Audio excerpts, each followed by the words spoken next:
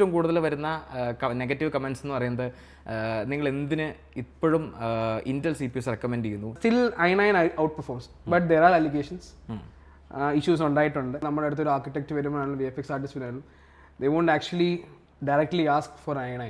പക്ഷേ ഈ 9000 സീരീസിൻ്റെ ഒരു വരവോടുകൂടെ നമ്മൾ കുറേ കാര്യങ്ങൾ മാറുകയാണ്. ആ പുതിയ ബ്രാഞ്ച് പ്രൊഡക്ഷൻ അൽഗോരിതം ഒക്കെ മൈൻഡ് ബ്ലോയിങ് ആണ്. 6 GHz for 24 കോഴ്സിലും വരുന്നുണ്ട് എന്ന് പറയുന്നത് ആൾക്കാരോട് എങ്ങനെ പറഞ്ഞു കൊടുക്കാൻ പറ്റും? Like how A 4070 12GB is always better than a 7600 XT with a 16GB of RAM, I mean VRAM.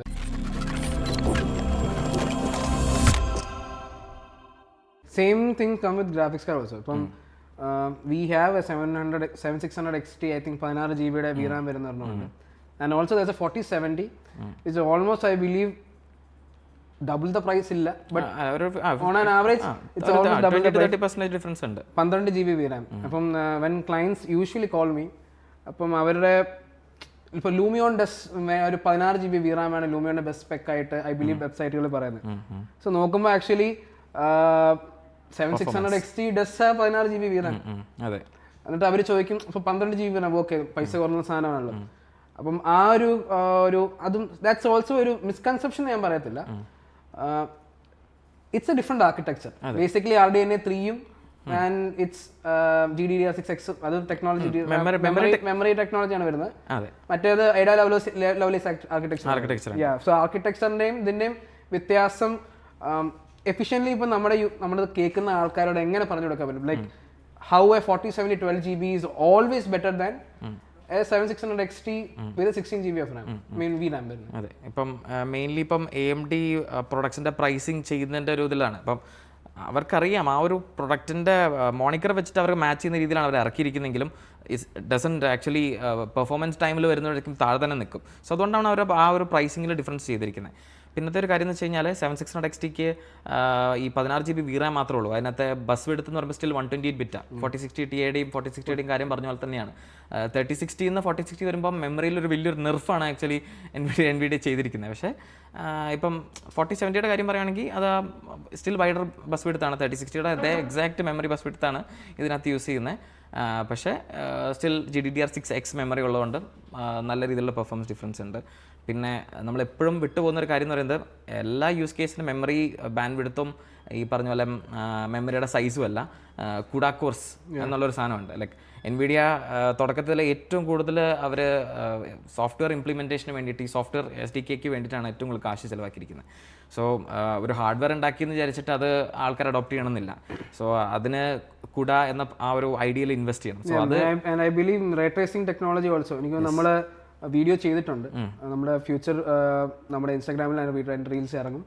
അതിനകത്ത് നമ്മൾ സംസാരിച്ചപ്പോഴും it was a even though it's an old technology, ray tracing ഒരു കൺസെപ്റ്റ് ഓൾഡ് ടെക്നോളജി ആണെങ്കിൽ I think NVIDIA and Microsoft അവരുടെ ഒരു collaboration ആണ്. അപ്പം again still Radeon game കളിക്കുന്നവർക്ക് റേഡിയോൺ കാർഡ്സ് കൊടുക്കണം. ബട്ട് അഗെയിൻ റേ ട്രേസിംഗ് നല്ലതായിട്ടുള്ളത് NVIDIA-ലാണ്. സോ നമുക്ക് ഒരു പ്രൈസ് ഓവർ ദ പെർഫോമൻസ് എന്നൊരു സാധനം എങ്ങനെ ജസ്റ്റിഫൈ ചെയ്യാൻ പറ്റും അതിനകത്ത്? നമുക്ക് NVIDIA-യുടെ ഗ്രാഫിക്സ് കാർഡിൻ്റെ പ്രൈസ് നമുക്ക് ചെയ്യാൻ പറ്റത്തില്ല. കാരണം ഒന്ന് കമ്പറ്റീറ്റർ ഇല്ലാത്ത മാർക്കിൽ അവരുടെ പ്രൊഡക്ഷൻ അഗെയിൻസ്റ്റ് ആയിട്ട് തന്നെയാണ് കമ്പീറ്റ് ചെയ്യുന്നത്. സോ അതെന്ന് വെച്ച് കഴിഞ്ഞാൽ നമുക്ക് ഇപ്പം ഇൻറ്റലിലെ കോർ സീരീസും റൈസൻ സീരീസും കമ്പയർ ചെയ്യുന്ന പോലെ നമുക്ക് റേഡിയോണും GeForce കമ്പയർ ചെയ്യാൻ പറ്റില്ല.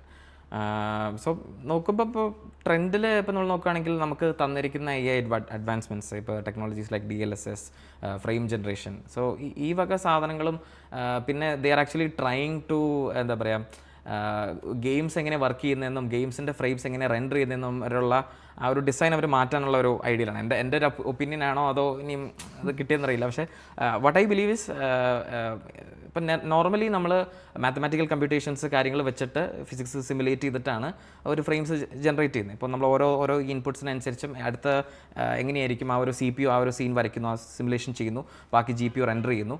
സോ ഈ ഒരു പ്രോസസ്സ് മാറാനുള്ള ചാൻസ് ഉണ്ട്. സോ ഒരു പോയിന്റിൽ ഒരു സീനിൽ നമ്മുടെ മിനിമൽ ഇൻപുട്സ് വെച്ചിട്ട് ഒരു എക്സാമ്പിൾ ഒരു 60 FPS റെൻഡർ ചെയ്യണമെന്നുണ്ടെങ്കിൽ ചിലപ്പോൾ ഒരു 15 കീ ഫ്രെയിംസ് ആയിരിക്കും ചിലപ്പം GPU ആക്ച്വലി റെൻഡർ ചെയ്യേണ്ടി വരും ഹൈ ക്വാളിറ്റിയിൽ. ബാക്കി കംപ്ലീറ്റ് AI ആയിരിക്കും ചെയ്യുന്നത് നമ്മുടെ ഇൻപുട്സിൻ്റെ ബേസിലേക്ക്. ആ ഒരു ഫ്യൂച്ചറിലേക്കാണ് പോകുന്നെങ്കിൽ സെറ്റ് ആയിരിക്കും. ബേസിക്കലി മറ്റേ പുറത്തെ AC യൂണിറ്റിൻ്റെ ബേസിക്കലി അതാണ് സംഭവം. അപ്പം നമുക്കറിയത്തില്ല, പക്ഷേ സ്റ്റിൽ ഇപ്പം പവർ കൺസംഷൻ വൈസ് കൂടുതൽ 600 വാട്ട്സ് തന്നെയാണ് ഇപ്പോഴും അവർ പറയുന്നത്. പക്ഷേ 32 GB മെമ്മറി എന്നൊരു ഇത് കേൾക്കുന്നുണ്ട്, ന്യൂസ് കേൾക്കുന്നുണ്ട്. അപ്പം അത് കുറേ സംബന്ധിച്ചിടത്തോളം ഒരു 0.24 GB ചിലവരെ ക്രിപ്പിൾ ചെയ്യുന്നുണ്ടായിരുന്നു ഫോർ പ്രത്യേകിച്ച് 3D ആർട്ടിസ്റ്റുകൾ. GPU out of memory error എന്നിട്ടുള്ള എറർ അടിക്കാത്ത കുറേ പേർ അറിയാതെ എന്തായാലും കമൻസിൽ വരുമ്പോൾ നമുക്കറിയാം എത്ര പേർക്ക് അത് അടിച്ചിട്ടുണ്ടാകുന്നു. അപ്പം ആ ഒരു ഇഷ്യൂ ഒക്കെ കുറേ മാറും. കാരണം ഈ മെമ്മറി സൈസ് കൂടുന്നതോടെ തന്നെ നമുക്ക് കുറച്ചുകൂടി ലാർജർ സാമ്പിൾസ്, കുറച്ചുകൂടി കൂടുതൽ ഹയർ എൻഡ് ടെക്സ്റ്റേഴ്സും കാര്യങ്ങളൊക്കെ വെച്ച് റെൻഡർ ചെയ്യാൻ പറ്റും. കീപ്പിംഗ് ദിസ്, നമ്മുടെ ഈ ടോപ്പിക്കിൽ നിന്ന് തന്നെ വയ്ക്കാം. ഇറ്റ്സ് എ കോൺട്രവേഴ്ഷ്യൽ ടോപ്പിക്, എന്നാലും ഞാൻ ചോദിക്കുകയാണ്. You know the allegations between ഇന്റലിൻ്റെ അലിഗേഷൻസ് കാര്യങ്ങൾ അറിയാം. There are some rumours also going on that Intel other companies are trying to buy Intel. അതൊരു ഒഫീഷ്യൽ സോഴ്സ് ആണോ എന്ന് ചോദിച്ചാൽ അല്ല. But in the tech field everyone does know something's happening inside. So being one of the richest company as in Nvidia right now, do you think there's a possibility if Nvidia can acquire or does അങ്ങോട്ട് technology ഇപ്പോഴത്തെ technical advancements അല്ലെങ്കിൽ AI അതും can they actually acquire Intel and bring it back to the glory days? All is Qualcomm still in the competition? അങ്ങനത്തെ ഒരു point ഉണ്ടോ ഇപ്പോൾ? Qualcomm ആണ് പേരിൽ കേൾക്കുന്നെങ്കിലും when you look at the size of the company, Qualcomm buy ചെയ്യാൻ നോക്കുന്ന അവരുടെക്കാളും 3 times ലാർജർ ആയിട്ടൊരു കമ്പനിയാണ് still. So Qualcomm is at a point അവരുടെ ചിപ്പുകൾ ഇല്ലാത്ത ഒരു ഡിവൈസുകളില്ല. അവരുടെ ആർക്കിടെക്ചർ അവർ പേറ്റൻറ്റ് ചെയ്തിട്ടുള്ളോ അല്ലാത്ത ഒരു ഇലക്ട്രോണിക് ഡിവൈസ് ഇല്ല ഇപ്പോൾ currently on market there is A Qualcomm chip in it. അപ്പോൾ ആ ഒരു ലെവൽ ഓഫ് എന്താ പറയുക ഗ്രോത്ത് ക്വാൽകോം അച്ചീവ് ചെയ്തു already.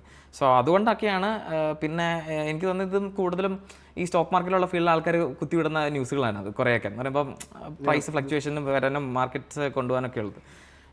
What I believe is still 3 to 4 lakhs employees ഉണ്ട് ഇന്റലിൽ. സോ ഈ എല്ലാ എംപ്ലോയീസും ഹാർഡ്വെയറിന് വേണ്ടി ഇരിക്കുന്നവരല്ല, സോഫ്റ്റ്വെയർ ആണ് അവരുടെ ഏറ്റവും വലിയ സ്ട്രോങ് പോയിന്റ്. അവരുടെ ഏറ്റവും കൂടുതലുള്ളത് സോഫ്റ്റ്വെയർ ഡെവലപ്പേഴ്സാണ്. അപ്പം അങ്ങനെ നോക്കുമ്പം Intel can still come out of this. അവരവരുടെ ഫൗണ്ടറി ബിസിനസ്സും ഇതും കൂടെ എല്ലാം കൂടെ ഒക്കത്ത് വെച്ച് നടക്കാൻ നോക്കുന്നതുകൊണ്ടാണ് ബേസിസ് സംഭവിക്കുന്നത്. പണ്ട് AMD ചെയ്തുകൊണ്ടിരുന്നത് ഇത് തന്നെയായിരുന്നു.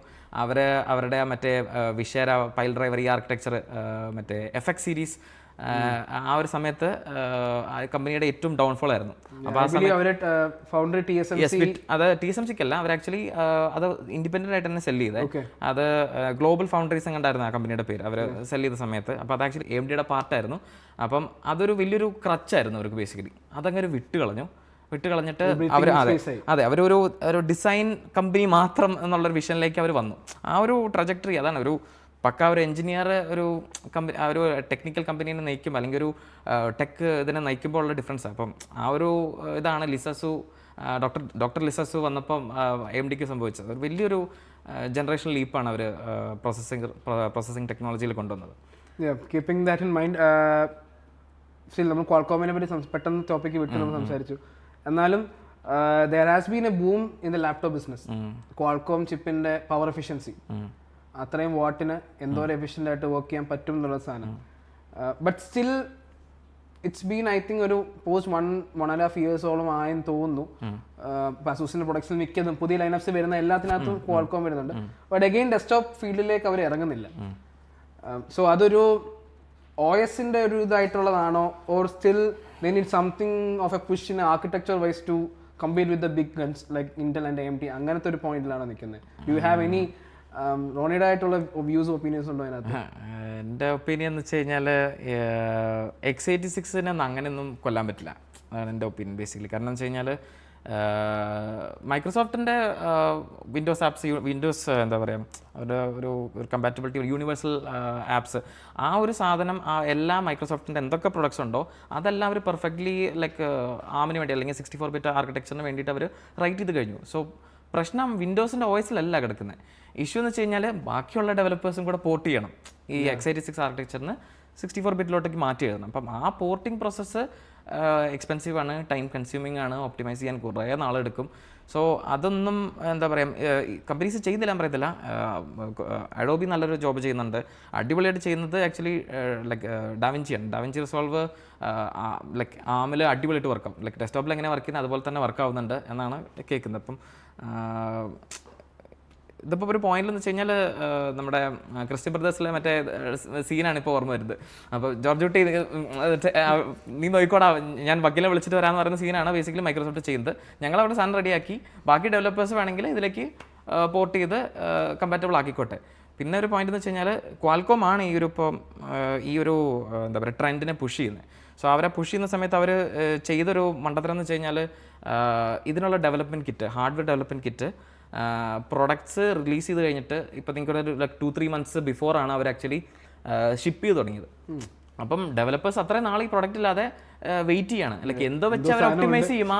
അതെ എന്തോ വെച്ച് ചെയ്യും. എക്സലീറ്റ് ചിപ്പും കാര്യങ്ങളൊക്കെ നല്ലതാണ്. പക്ഷേ ഇഷ്യൂ എന്ന് വെച്ച് കഴിഞ്ഞാൽ ഒന്ന് വേണ്ട അവരുടെ top and high end models ഒന്നും ഈ പറഞ്ഞ പോലെ അത്രയും നമ്പേഴ്സിൽ മാനുഫാക്ചർ ചെയ്യുന്നില്ല.